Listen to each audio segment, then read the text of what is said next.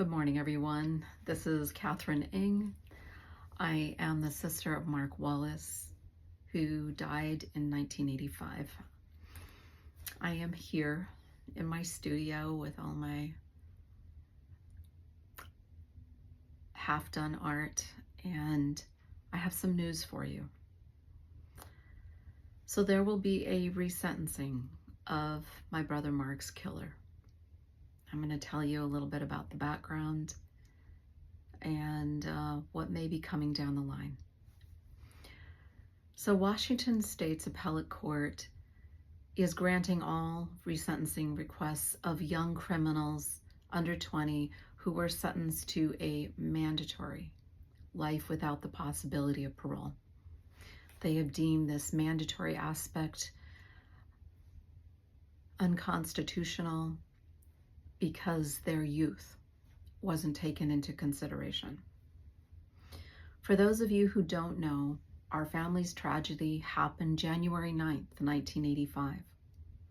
Joan Schoenhals and Robert Treadway smashed the kitchen door of our Pine Lake house in order to steal our dad's AR-15 and its expensive ammunition. They killed my kid brother to eliminate a witness. My dad was patrolling someone else's neighborhood. So Schoenhals lived just down the street forever. We grew up with him. He was on the Sunday school bus with us. And he shot guns in the woods with my kid brother just days before the crime. And that is my middle brother, not Mark. And Schoenhals and Treadway were armed with their own AR and a pair of handcuffs when they broke into our house. They called before they drove up to the back gate in the middle of the night. They were brutal with Mark. They did not use a gun. My cop stepfather found my brother the next morning and worked only briefly before having to leave the police force. Excuse me. The shockwave of this brutal horror and loss flattened the rest of my family. But what my stepfather saw was impossible for him to move on from. Mark was 14. He was in the 8th grade.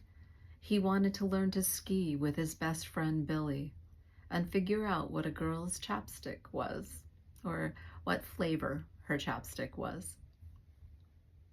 He was a kid with a lot to live for.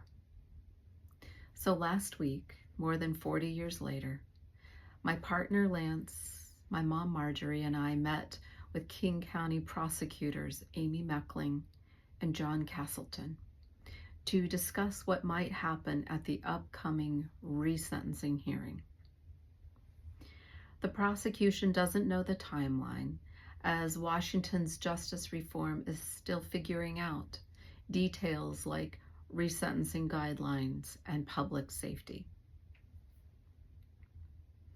The outcome could range from the perpetrator being released with time served. It could be, again, a life sentence without parole. The mandatory aspect is the sticking point. Or it could fall somewhere in between.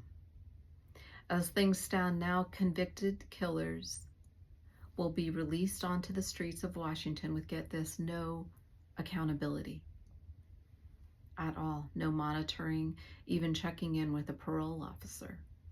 Nothing. You see, there's a hole in the legislative system, according to the prosecutors, because these convicted killers weren't supposed to ever be released.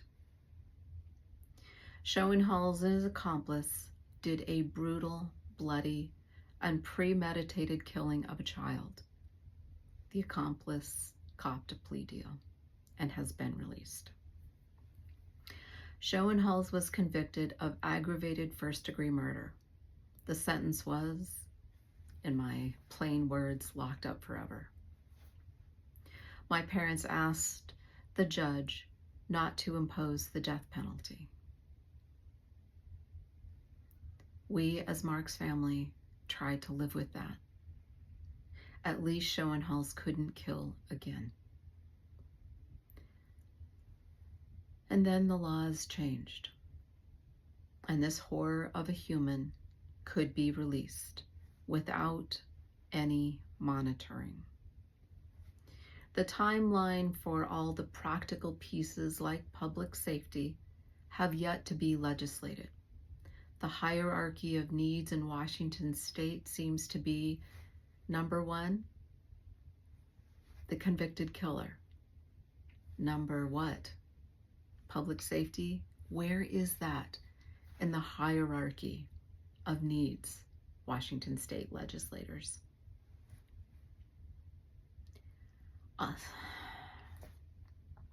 So I am not a journalist. I am not an attorney. I am not a legislator. I am just the sister of a murdered boy. I just want to be safe as I can be in a world of unknowns. I want this safety for my family and yours.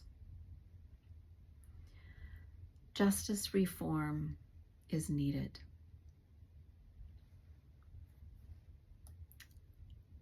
It is. Too many people have been put away. Too many young criminals have not had a judge to look at the extenuating circumstances. The circumstances are important. I believe in a judge's discretion. And it's my hope that a judge's discretion will say, this crime is too horrible. This individual deserves life without parole. Not mandatory. Just, this is the crime. This is the logical punishment.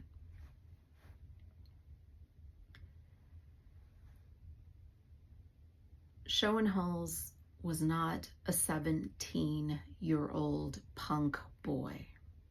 He was a 20-year-old full-grown man. My vote is that he stays locked up for life. But if, by God, the law is interpreted in a way where he's released, how about an ankle monitor? How about a parole officer that he has to check in with? I hope I've misunderstood that convicted killers won't be flitting about in Washington, unsupervised, like they never slashed a sweet boy to death, left his bloody body for his father to find, which devastated a father, a mother, a brother, and a sister, a friend, a classmate, and a neighbor, a teacher, a community member, a church congregant, who, by the way, remembers this killer, once just a kid budding into a monster. But I digress. Please fact check me and feel free to comment. I'd love to be wrong. Now, I don't want to hear about what seems to be true or what makes sense. I want facts. I want legislators to do their job, hard as it may be, and catch up with the policies that will release convicted killers.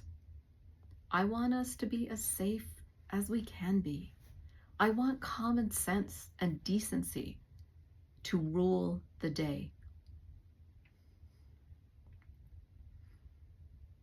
I think what I want is reasonable.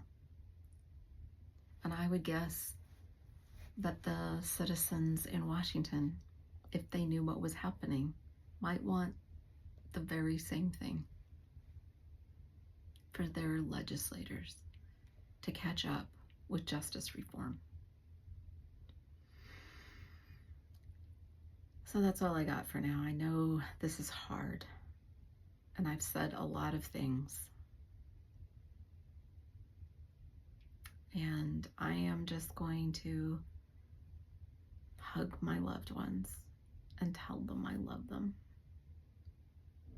And I wish you safety and love and connection.